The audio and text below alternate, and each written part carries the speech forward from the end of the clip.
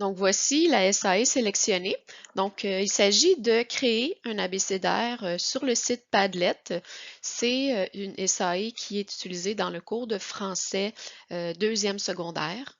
Cette SAE vise à travailler la prise de notes et la compréhension d'une œuvre complète.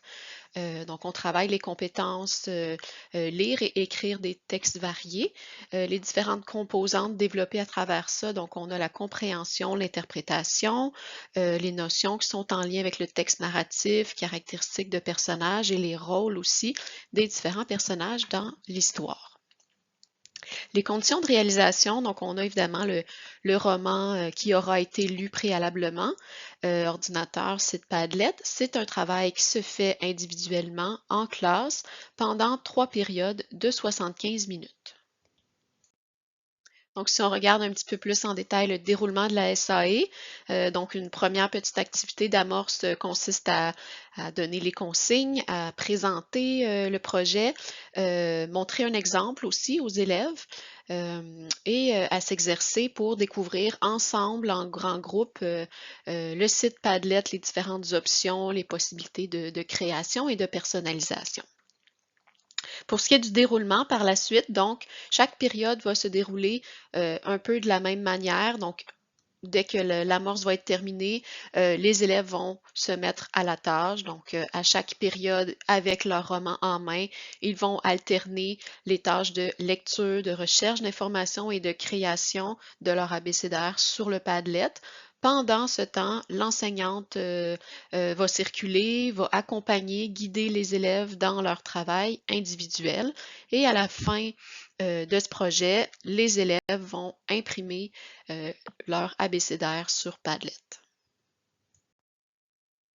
Donc, voici simplement un petit exemple de travail attendu. Donc, quand on parle d'abécédaire, on parle d'associer chaque lettre de l'alphabet avec un mot, une image qui fait ressortir un élément qui est important dans le roman lu. Donc, par exemple, avec la lettre A, on pourrait choisir le mot animal et venir expliquer pourquoi le mot animal a une place importante dans le roman. Par exemple, ici, ça constitue l'élément déclencheur, etc., avec une référence à la page où on aura trouvé cette information-là. Et important aussi, parfois, donner un contre-exemple, une explication qui serait peut-être un peu trop courte, trop vague par rapport au mot qui aurait été choisi. Donc, on va regarder ensemble quelques forces de cette SAE. Donc, tout d'abord, on peut dire que cette SAE a une valeur ajoutée par rapport à un travail qui serait plus de l'ordre du traditionnel parce qu'on a des éléments qui favorisent l'engagement de l'élève grâce aux compétences numériques qui sont mobilisées. Donc, si on regarde le schéma des 12 dimensions qui sont proposées dans le cadre de compétences de la compétence numérique, on peut en faire ressortir deux. Donc, la première, donc celle qui est en lien avec le développement des habiletés technologiques. Donc, les élèves sont amenés à découvrir un site qu'ils ne connaissent peut-être pas. Donc, ils doivent se familiariser avec cet espace, le découvrir. Et on a aussi la dimension en lien avec l'innovation et la créativité. Donc, évidemment que les élèves sont amenés à développer un peu leur sens de la créativité puisqu'il y a quand même une certaine liberté qui est proposée aux élèves dans le choix de la couleur, l'arrière-plan qu'ils vont utiliser, également les images qu'ils vont intégrer à leur Padlet. Donc, toujours en lien avec la motivation dont je parlais au début, on favorise l'engagement de l'élève. Les élèves aiment beaucoup mieux ce type de travail en français que celui, par exemple, d'un carnet de lecture sous forme de questions à répondre. Donc, pour l'avoir expérimenté souvent, c'est un type de travail, le carnet de lecture, que les élèves aiment beaucoup moins. De plus, donc l'aspect visuel, l'aspect graphique du Padlet, la manière dont les élèves présentent l'information, ça leur permet de mieux se rappeler les informations qu'ils y mettent, qu'ils choisissent d'y intégrer par rapport au livre lu, que ce soit par rapport au thème, aux actions importantes, aux informations des personnages, aux lieux importants.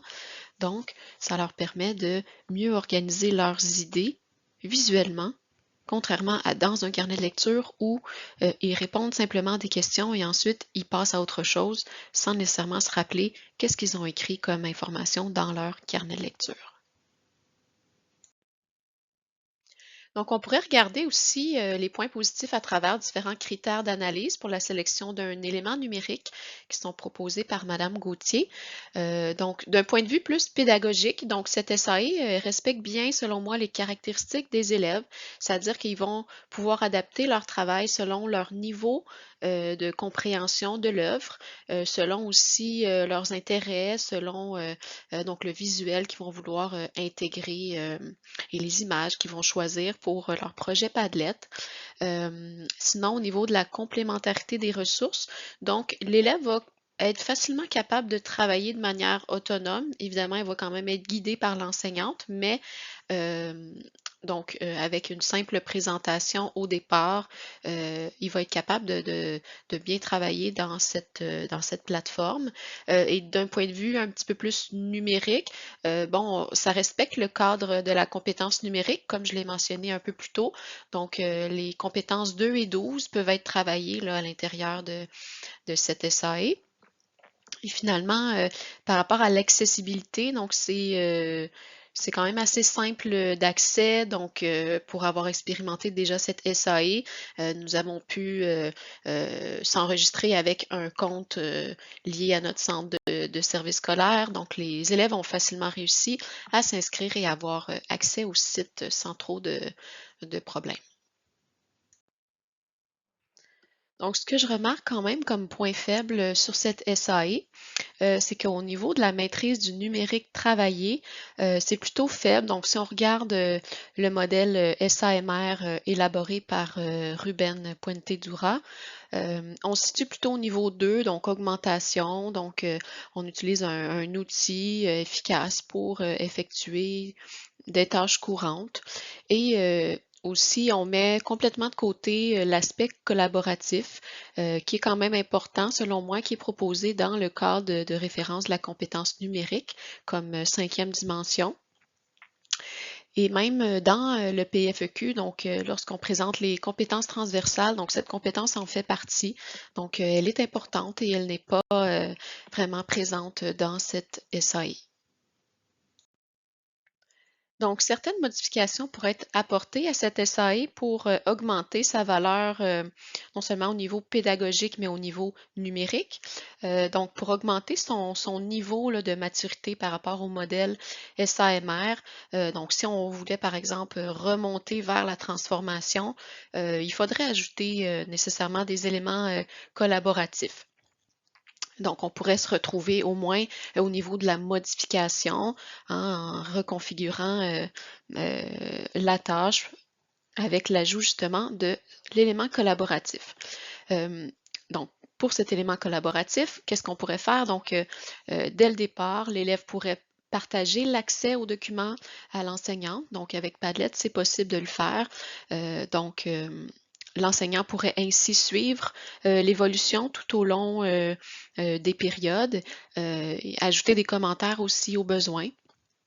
Dans un contexte où les élèves travaillent sur le même roman, donc ce serait intéressant aussi d'instaurer des petites périodes de discussion, quelques minutes par cours, pour partager leurs notes sur le roman, les mots qu'ils ont choisis. Et à la fin du projet, ça pourrait être intéressant qu'ils se partagent entre eux, qu'ils diffusent dans l'équipe qui travaille sur le même roman et qui comparent leur Padlet afin de l'améliorer, de voir qu'est-ce qu'ils pourraient mettre pour améliorer justement leur travail. Donc, ce travail de collaboration, ça leur permet de construire ensemble leur apprentissage sur le roman. Et c'est très pertinent pour les élèves en difficulté parce que ça leur permet d'avoir accès aux réflexions de leur père sur le roman, de pallier à certains problèmes de compréhension, de faciliter justement l'accès à la compréhension de l'œuvre complète avec l'aide de leurs collègues.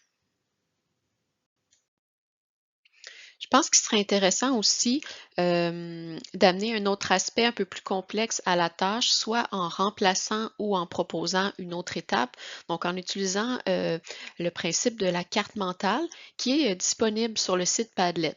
Donc l'élève pourrait, par exemple, créer une carte mentale après avoir fini son abécédaire, ou ça pourrait être simplement un projet de carte mentale, parce qu'on le sait, ce type de travail-là demande quand même un niveau de compréhension un petit peu plus poussé.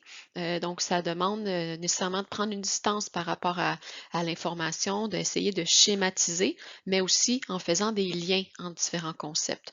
Donc, ça pourrait être un travail intéressant qui pourrait aussi être fait en équipe après la lecture de l'œuvre.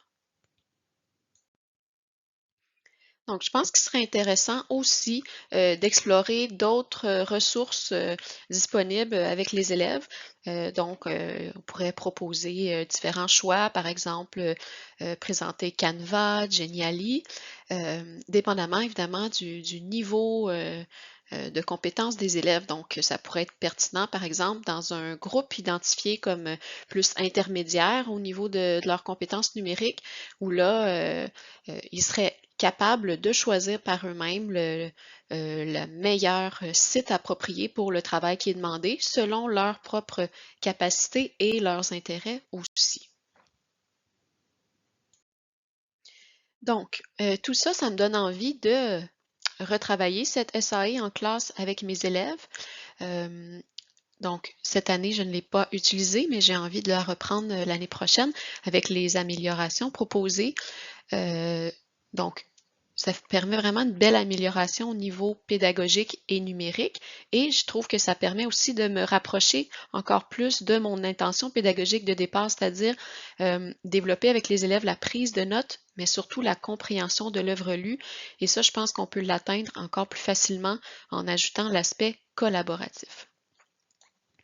Donc, ça m'amène à me dire aussi que c'est important de garder en tête que oui, l'usage du numérique, c'est important, mais il ne faut pas miser sur son usage à tout prix, mais bien sur un usage qui amène un support à l'apprentissage. Donc, pour y arriver, il faut garder en tête l'importance de l'alignement pédagogique tel que le définit Biggs. Et donc, on s'assure de garder le cap vraiment sur nos objectifs d'enseignement.